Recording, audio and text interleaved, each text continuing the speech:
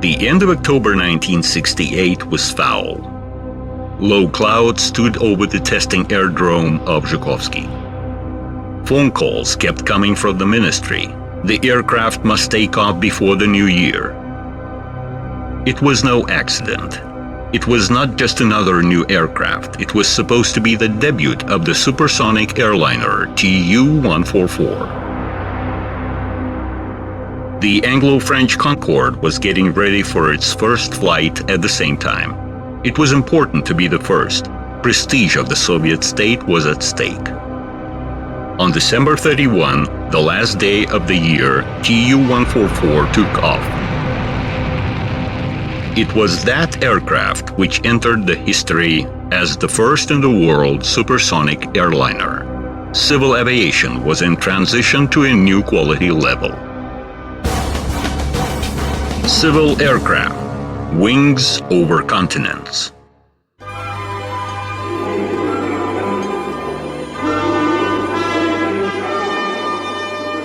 With Nikita Khrushchev coming to power in mid-50s, the huge country started to change quickly.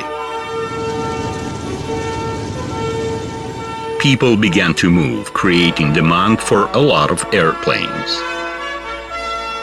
Their mass use brought prices for air tickets down, making flights more accessible. It soon became clear that the drastic passenger growth cannot be satisfied by aircraft with piston engines. Aircraft with greater capacity and higher speed were in demand. Such tasks could be resolved by bringing jet aircraft into the civil aviation.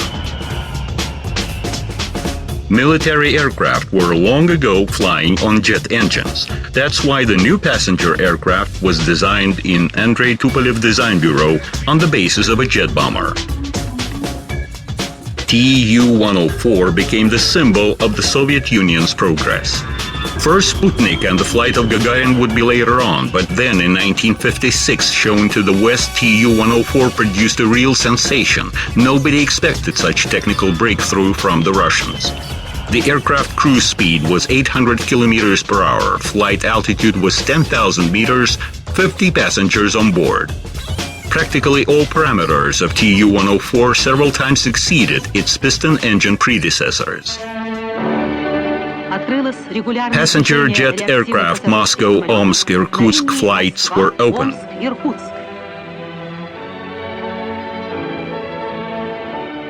Having taken 50 passengers on board at 3:25, Tu-104 heads toward east. Aircraft is piloted by Yevgeny Barabash. The aircraft is flying toward the sun. After 2 hours of flight, it is morning already and stewardess serves breakfast. Svetlana feels no worse than on the ground, and not only her. The comfort level was unprecedented. The bumpy air on a jet aircraft were not that tiresome as on light piston engine planes.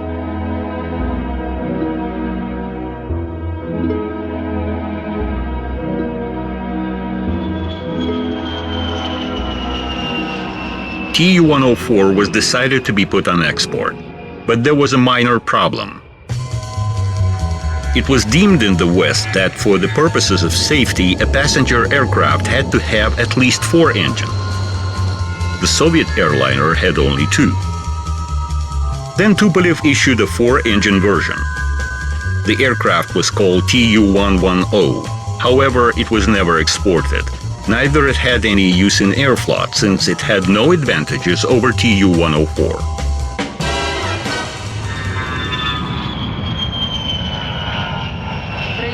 The jet equipment promising economic advantages required significant investments into the ground infrastructure development, aerodromes, means of navigation and servicing.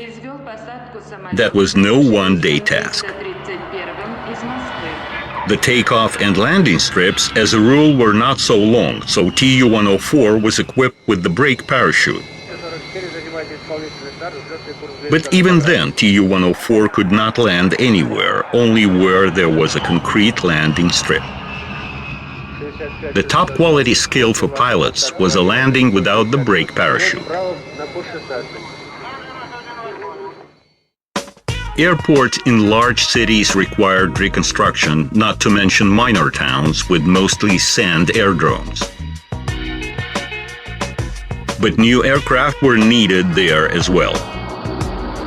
The aircraft for middle and short-range flights was created in Oleg Antonov's design bureau. In March 1957, AN-10, as the new airliner was called, made its first flight. The Ukraine sign on the sideboard spoke for itself, as the Antonov Design Bureau was located in Kiev.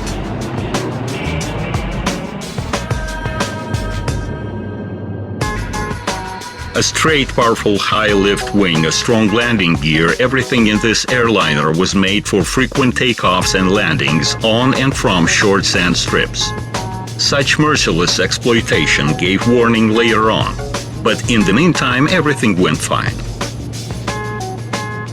Aeroflot kept counting millions of passengers traveling on the new aircraft. This was thanks to its large capacity, 132 passengers. AN-10 power plant deserves special attention. It was a novelty for its time. Turboprop engines are close relatives to turbojet engines. In a turbojet, thrust is created by the gases thrown from the nozzle. In a turboprop, the main power is transferred from the turbine to propeller, which creates the thrust. Antonov's choice of a turboprop engine for its airliner was no accident. Already at the design stage, such engine was thought to be more applicable for a passenger aircraft due to its cost efficiency. Advantages were known long before, while the deficiencies were discovered after the first test. Due to its complexity, the engine turned out to be less reliable. Later designers managed to cope with it, but in the meantime, new engines brought one problem after another. Exactly the same kind of problems Sergei Ilyushin experienced when he created his turboprop Il-18. This aircraft was needed for long-range flights. What was important, Ilyushin's aircraft differed by one idea which was principal for the Soviet aircraft industry. The designer was aimed at making a pure passenger aircraft with no unification with any military designation. This reduced the airframe weight and was most positive for the aircraft's operating cost efficiency. There were almost no such precedents before. Tu-104 is known to be born from a bomber. AN-10 was made in a pair with the military transport AN-12. Ilyushin's persistence with which he promoted his idea was awarded. He made an aircraft. Il-18 carried more passengers than Tu-104 and could carry them at a longer distance. It was slower than the Tupolev's airliner, but thanks to the straight wing, it could land on shorter strips. The Il-18 airliner took off from the Sverdlovsk aerodrome and headed toward Moscow. The aircraft is piloted by Lyubov Ulanova, the first in the country woman commander of a turboprop airliner. The beautiful aircraft quickly became popular in both domestic and international flights. Il-18 was actively traded abroad. It was then that the first experience in processing technical documentation under international standards was obtained. The Il-18 basic construction was used for a large number of modifications applied in various spheres.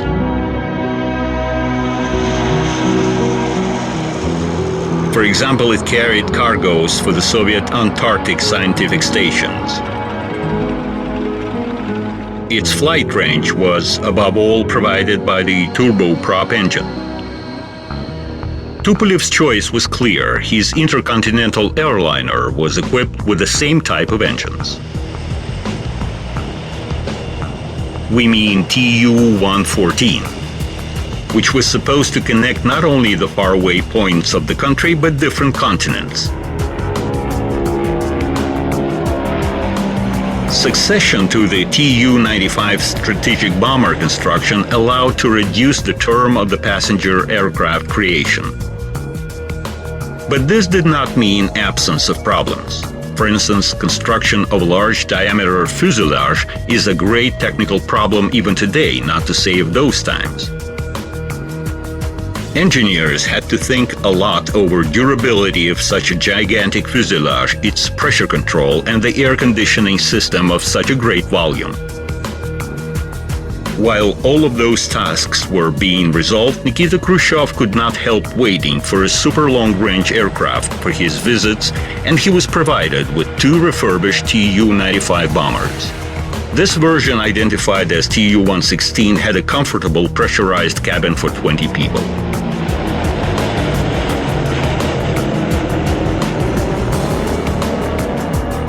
Very soon, Tu-114 was ready.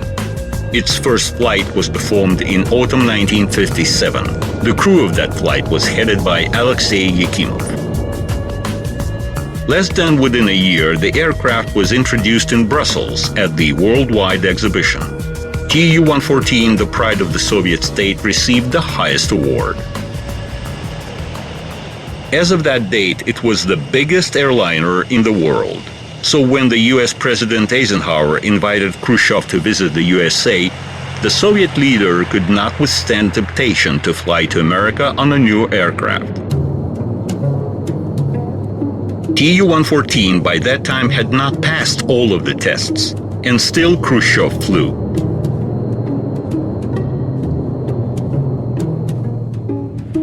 On September 15, 1959, Tu-114 brought the Soviet state delegation to Washington, D.C. The aircraft could hardly turn around on the local taxiways. Americans failed to have the high enough ladder to fit the giant. No doubt the effect was reached. Everyone in the USA and in the entire world was fascinated by the USSR's success in the creation of passenger aircraft. The powerful potential of the aircraft was proved by the roar of its mighty turboprop engines. They provided for the high flight characteristics of the intercontinental airliner. Absolutely unique for the Soviet aviation was the fact that the cabin of the Tu-114 early versions had 3 classes of comfort. Tu-114 could take up to 170 passengers and carry them at 750 kilometers per hour with a range of 8,000 kilometers. The high-speed Tu-114 turboprop airliner started its first direct flight to Khabarovsk. No one can get from Moscow to the Far East in a direct flight. 6 hours later, the aircraft passes the Baikal Lake. Pilot Soldatov and his crew perfectly performed the flight.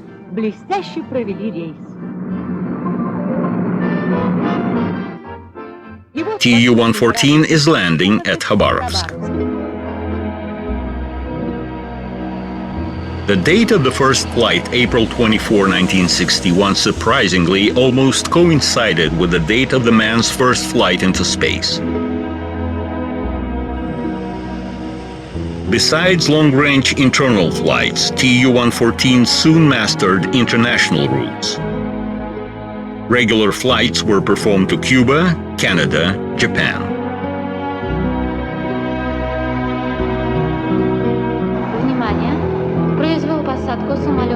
Entering air routes, new generation aircraft were immediately becoming a special pride. Beautiful profiles of the Soviet airliners appeared in almost every newly issued feature film. It was a romantic period of civil aviation, its golden era.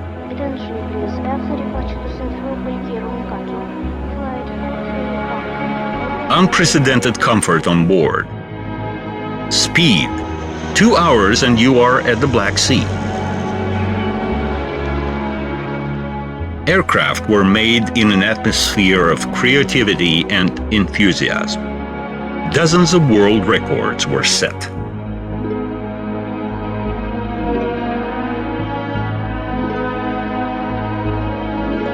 Unprecedented measures for the national aviation development were undertaken to achieve the relevant level of flight safety.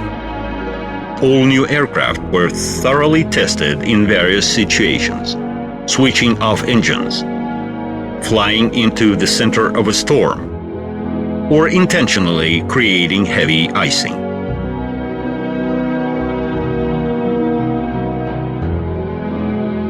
The destiny of the first jet aircraft generation was different. A monument in the Vnukovo airport of Moscow was opened to the first national jet passenger airliner. The gala ceremony was attended by veterans of the Soviet airlines. Tu-104 served until the end of the 70s, when it was substituted by modern aircraft. An-10 flew until 1972. Intensive operations from sand airfields gave its warning. Fatigue cracks appeared in power elements. Several aircraft crushed.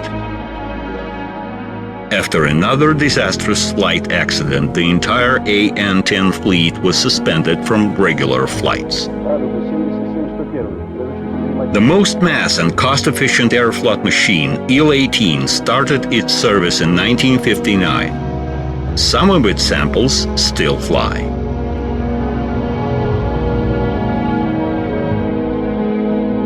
Tu-114, with its highest reliability, was the flagship of Aeroflot for many years.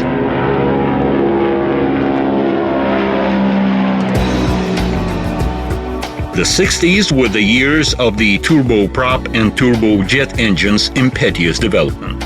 They progressed mainly through improvement of their reliability and cost efficiency. All this preconditioned the appearance of a new passenger aircraft generation. Attention came to routes of minor length. Unexpectedly, the 50-seat An-24 became very popular. In spite of its modest dimensions, it was covering 1/3 of the country's passenger turnover and therefore enjoyed mass production. Numerous orders for the turboprop An-24 came from foreign air companies.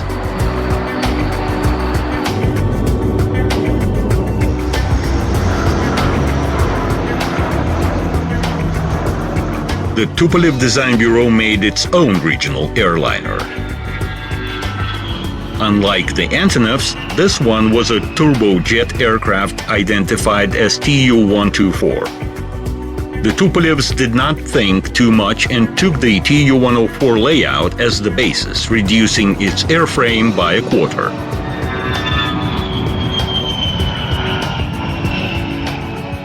However, Tu-124 had a principal novelty. It was equipped with turbofan engines. They consumed significantly less fuel, which reduced transportation costs.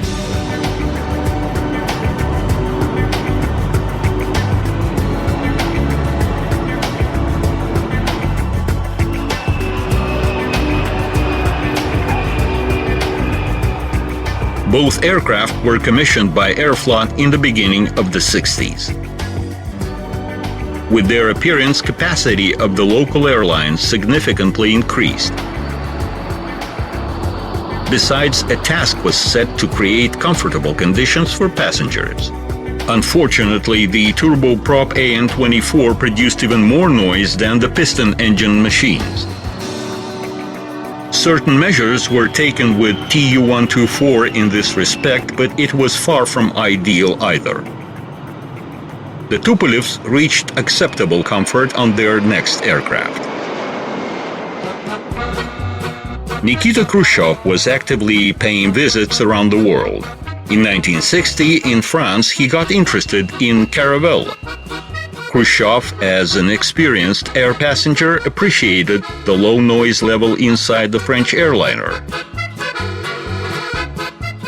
Upon his return to Russia, he shared his views with Tupolev.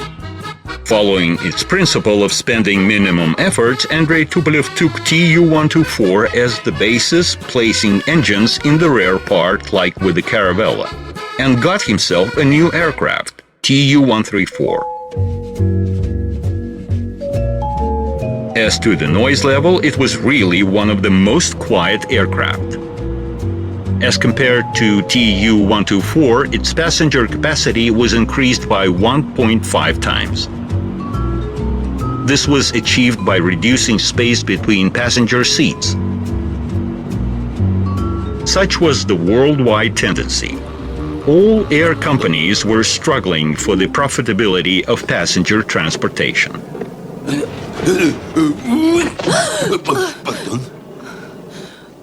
Good morning. Are you going to Moscow too? I heard in Russia they have excellent orthopedy. Passengers were sitting like fish in a can, not only in Tu-134. Practically all types of aircraft in service at that time underwent the relevant cabin readjustment. Thus, having slightly increased the Tu-104 fuselage, the number of seats was doubled from 50 to 100. New aircraft were coming with dense throws from the beginning. Demand for air transportation services being way above the offer allowed to pay no attention to passengers' complaints. Tu-134 was being produced for almost 20 years, and all that time the Tupolev Design Bureau continued to improve the aircraft. Versions with expanded passenger capacity, improved and upgraded onboard equipment, and new engines were coming into service. This airliner was the first Soviet aircraft certified abroad.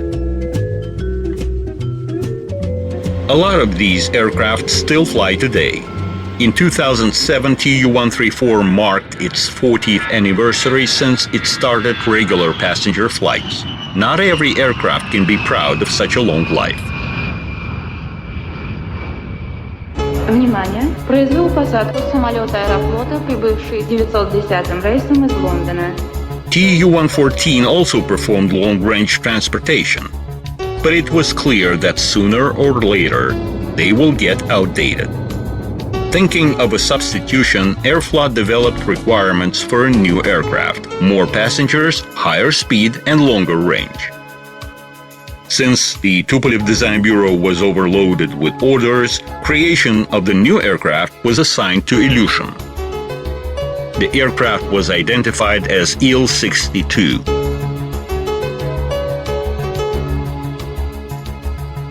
Just like at Tu-134, engines were mounted in the rear. Low noise in long flights was very important for passengers. One can even take a sleep. The giant Il-62 is going to land right now.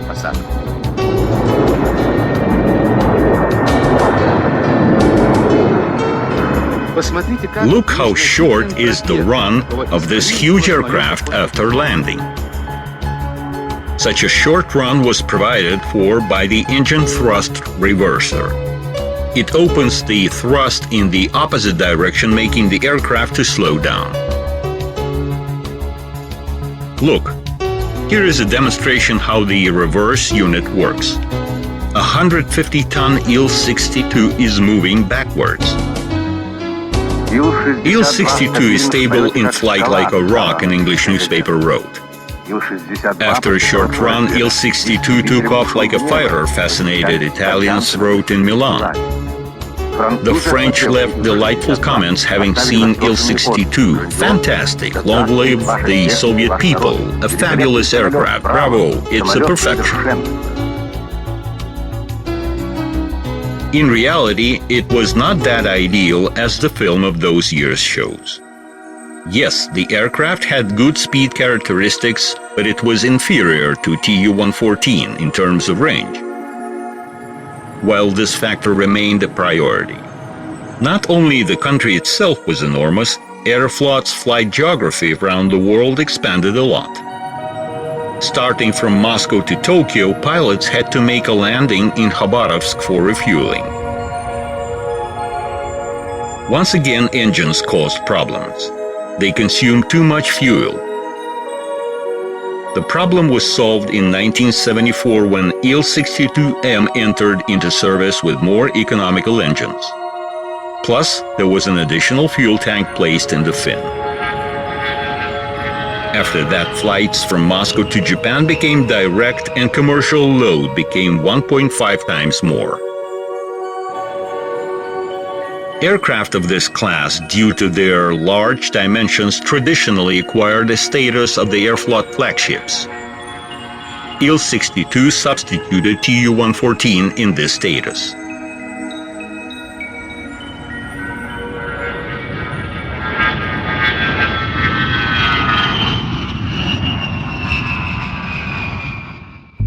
Jet aviation came to regional air routes in the second half of the 60s.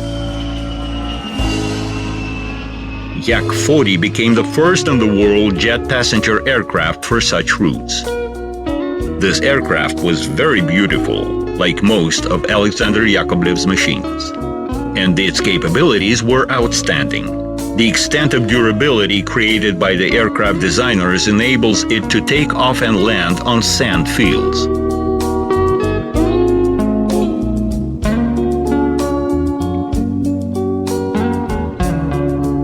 It needs only 400 meters to take off. 3 engines gave it such power-to-weight ratio that it could well be used at high mountain aerodromes and in high temperatures conditions. And if you turn 2 out of 3 engines off,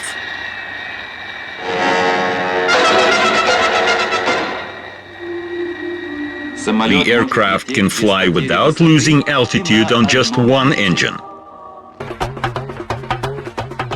The Soviet Union made unprecedented steps to market Yak-40 worldwide.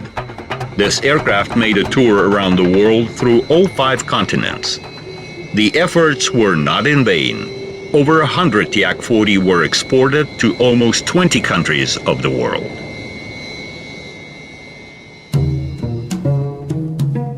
In July 1964, the Chief Directorate of Civil Aviation was reorganized into the Ministry of Civil Aviation.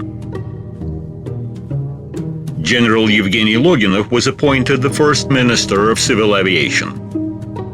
A military appointed to head a civil organization was not accidental. In the conditions of the Cold War, all civil fleet was potentially subordinated to the Ministry of Defense. All passenger aircraft were created with the possible quick transformation into military transport versions. Even the tests until the 60s were conducted by the Research Institute of the Air Force. Such dual designation had a negative impact on the cost efficiency of passenger aircraft. However, when 2 world systems were divided by the Iron Curtain, the Soviet airliners had nothing to compete with.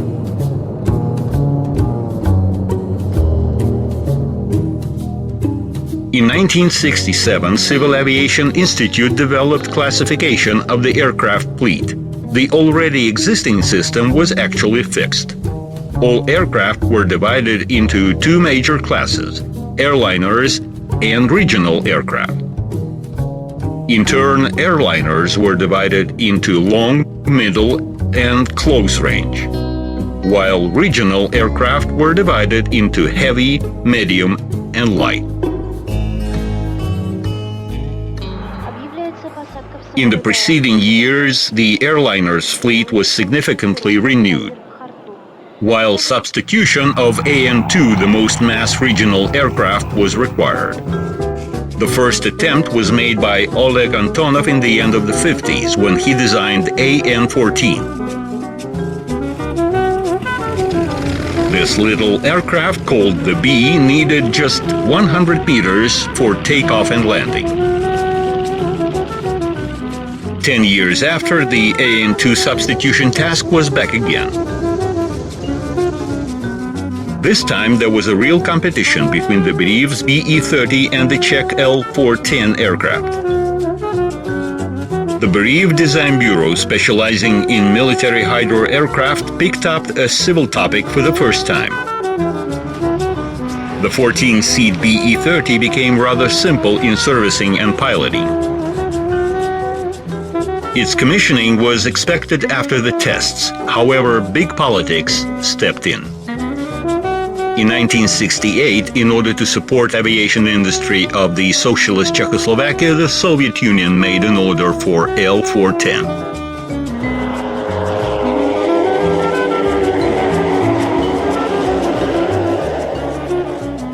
Churyk tried to break the situation by improving its aircraft, but it did not work. Antonov came up with a proposal as well. Having significantly refurbished the layout of the B, he made a new aircraft, AN-28. However, by that time the decision to introduce the Czech L-410 was already final. Nevertheless, it failed to oust the undemanding AN-2 from regional airlines. Requirements to the new middle-range airliner were formed in 1963. The flight characteristics of the new aircraft were supposed to combine the takeoff and landing features of AN-10, the speed of Tu-104, and the range of Il-18. The new aircraft was finally supposed to oust those three machines. The project was started in the Tupolev Design Bureau. The aircraft was identified as Tu-154. According to designer's tradition, the number ended in a lucky 4. For the first time, this design bureau developed a civil aircraft not on the basis of a military machine, but from scratch. From the cost efficiency point of view, an aircraft of this class had to have 2 engines. From the point of view of safety, it had to have 4. The Tupolevs chose the compromising 3 engines variant. The layout was unique. Such was the American Boeing 727 and the British Trident. Tu-154 radically differed from other Soviet passenger airliners. None of them had such a powerful high lift. Slats, triple-slotted flaps, spoilers. The wing represented the most sophisticated construction. Эксперимент начался. The test has started. The wing of this modern aircraft is equipped with numerous elements. How such high-lift wing will interact with the airstream. A wind tunnel test will help determining the most efficient form and elements of the wing. The airliner's regular service started in February 1972 and was dedicated to the Airflot's anniversary. By the end of the 70s, this airliner was produced in such a quantity that it became an image of the national aviation. By that time, the world was hit by energy crisis. Fuel prices went drastically up. Fuel efficiency became the main requirement for all civil aircraft. Tu-154 was upgraded in this respect as well. With new engines, it not only got its new definition Tu-154M, but its flight career continued.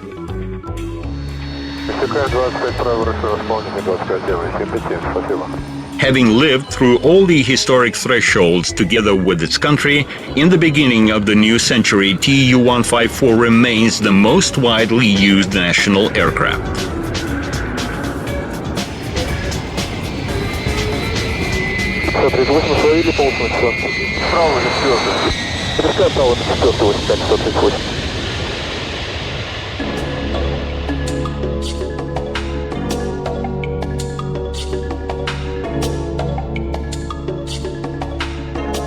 The supersonic Tu-144 passenger aircraft deserves a special story.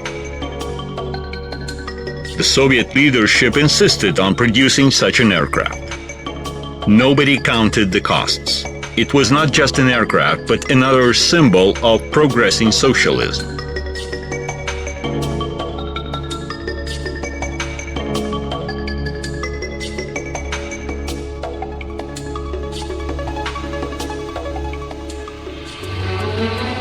On the eve of 1969, some 2 months ahead of the Anglo-French Concorde, the crew of Edouard Gillian took the Tu-144 prototype into the sky.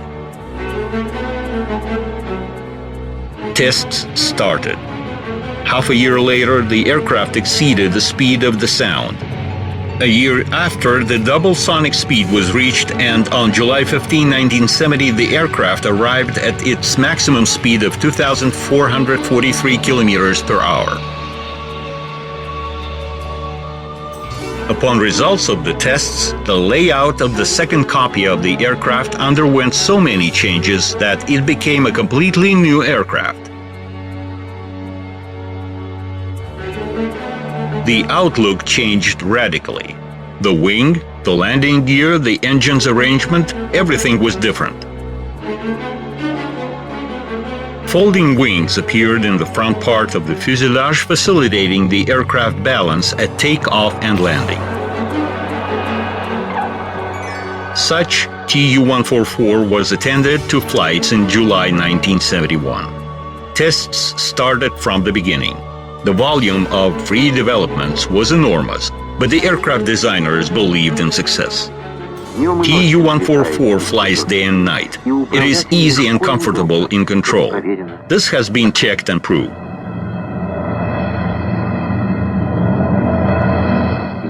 There is an onboard computer, automatic units helping not only to keep the course, but to choose the optimum cruising altitude and landing mode. However, the catastrophe occurred in summer of 1973 at Le Bourget kicked the program off the schedule.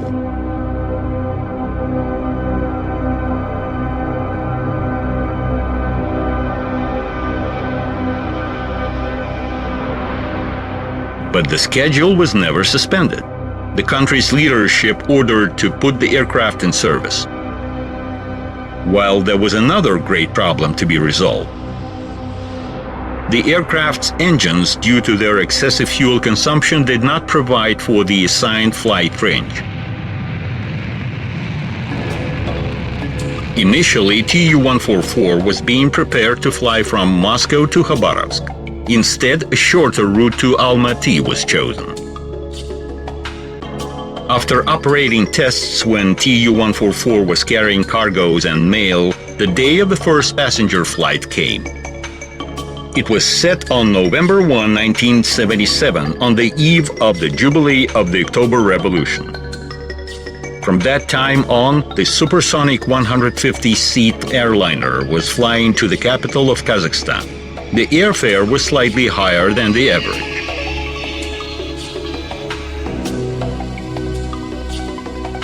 Tests continued with respect to the third variant of the aircraft with new, more efficient engines. One of such flights ended up in a heavy accident. It was the end of the supersonic passenger airliner's career. Tests still continued for several years when in 1983 the program was finally closed. The most probable reason was the political and economic crisis of the socialist system, while the flight accident served as a formal cause.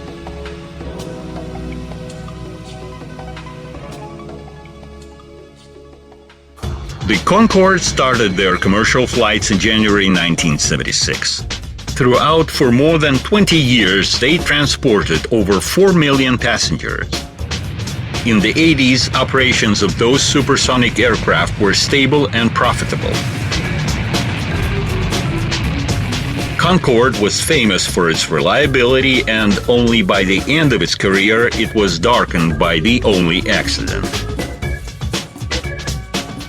Interesting to mention that the American Boeing Company also performed calculations of a supersonic airliner. However, the topic was considered to be non-perspective and all the efforts were thrown to the creation of a wide-body aircraft. Already in the 60s, it became clear that the passenger stream would be such that traditional means of transportation would not cope with it. Boeing was one of the first to forecast this tendency and designed an aircraft capable of carrying from 300 to 400 passengers at once. That's how the famous Boeing 747 jumbo jet was born. Later on, other wide-body aircraft started to appear. A300, DC-10, TriStar. The Soviet Union did not stay apart from the worldwide tendency. In 1967, Aeroflot developed requirements for the wide-body aircraft. By that time, it was already possible to perform such a complicated technical task. The airliner development was assigned to Sergei Ilyushin's design bureau. At first, the engine's arrangement, as with Il-62, was being considered. Soon in drawings and then in metal, there appeared the mid-range Il-86, just as we know it today with the pylon-mounted engines. One of the main advantages of this aircraft created by the design group headed by Novozhilov is that the multi-seat fast airliner will not depend on the weather. The Airbus could carry 350 passengers, 3 times more than Il-18 and 5 times more than Tu-134.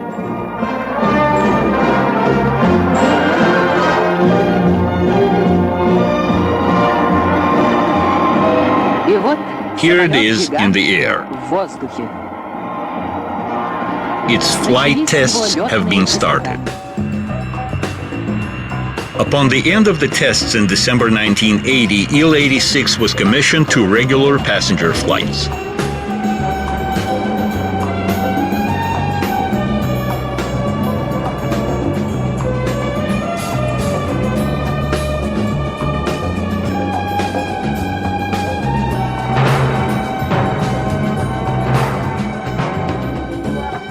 The Airbus was heavier than other aircraft, so in order not to build new takeoff and landing strips, it was equipped with a powerful high lift and a multi-wheel landing gear.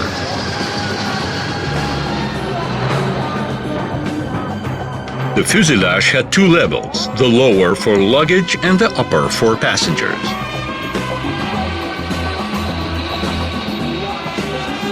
The exits were made in such a way that the airliner could deal without the airdrome ladders.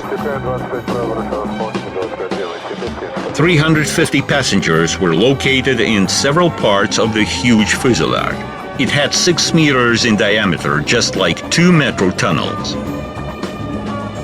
After the tightness of other aircraft, the Il-86 cabin seemed like a cinema hall. Объявляется посадка в самолет Аэрофлота, вылетающий 431 рейсом Симферополь, Каир, Хартум. Пассажиров просят пройти на посадку в самолет, выход номер 10.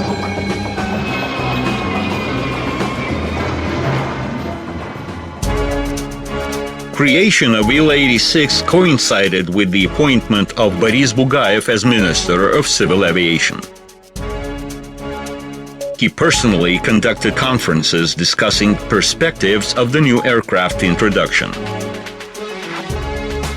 Soon it was decided to create an aircraft with a longer range on the basis of the successful Il-86. The long-range Il-96-300 was supposed to substitute Il-62. Despite its similarity with Il-86, it is a completely new aircraft. It has everything optimized to reach longer range. The supercritical wing with winglets, highly efficient engines with a fuel reserve making almost half of the gross weight. Fuel consumption is controlled by an automatic system. New alloys and composite materials are widely used in its construction. Special attention was devoted to operating reliability and safety. Control systems are dubbed many times. The airliner can transport 300 passengers at a distance of up to 11,000 kilometers. Il-96 entered services in 1993. Several aircraft of this type are included into the governmental unit servicing high-ranking officials.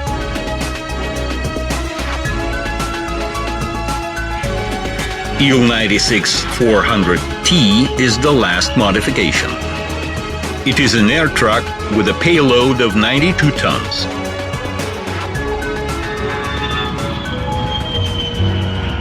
However, the new generation of passenger aircraft included not only wide-body airliners. Together with Il-86, Yak-42 was often seen in the sky. The story of this close-range aircraft started in the first half of the 70s. Its layout repeated the successful Yak-40 scheme. But with the bigger dimensions, the new aircraft had 3 engines in the rear and a straight wing. In the course of development, the wing was slightly swept. The aircraft became operational in 1980. However, 2 years later, flights were suspended due to a heavy accident. They were resumed within several years after all technical problems were resolved. Well,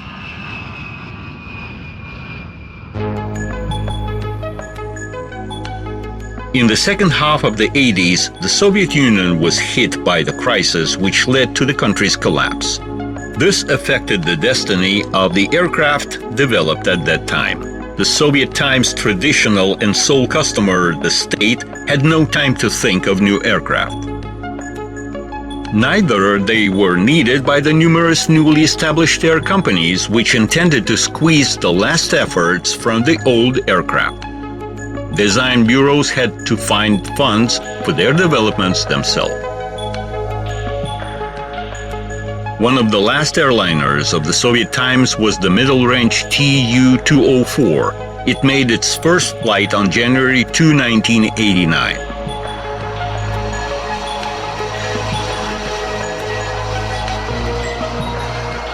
The airliner is peculiar for its low operational cost, low noise and low fuel consumption.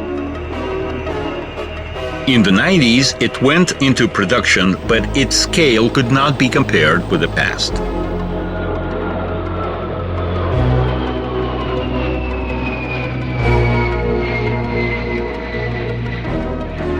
In March 1990, Il-114 performed its first flight. It is designed to transport 60 passengers at local lines. Like with Tu-204, not many of these aircraft have been built. Another aircraft, the close-range Tu-334, was publicly shown at MAX in August 1995. This aircraft has been certified and is ready for production.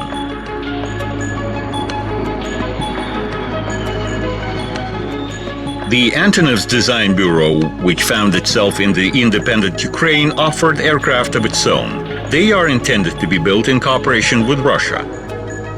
The original AN-140 can operate from unequipped aerodromes, while the close-range AN-148 supersedes all predecessors in its class from the point of view of efficiency. With the integration of Russia with the world society, the buyers have obtained the direct ability to compare aircraft of different producers. Such comparison was not in favor of the national aircraft. That's why Russian air companies, one after another, keep buying or leasing Western airliners. Today, almost the entire passenger aircraft market is divided by 2 giants, Boeing and Airbus. All the rest are simply watching their achievements. Here you see how Boeing 787 Dreamliner is shown to public. And here is the first passenger flight of Airbus 380, the Flying Elephant. Russia is out of the game, having lost its positions. No one thinks of any competition between the leading design bureaus inside the country. Following the European producer's example, an integrated structure has been established, the United Air Building Corporation. Flight tests of the Superjet aircraft started in 2008. It was developed in the Sukhoi Civil Aircraft Company. This regional airliner is designated for minor and middle-range routes and is made in compliance with the most advanced world technologies. The hope is that this aircraft would find its demand in this country and abroad. The world-renowned trademark of Sukhoi provides such a chance.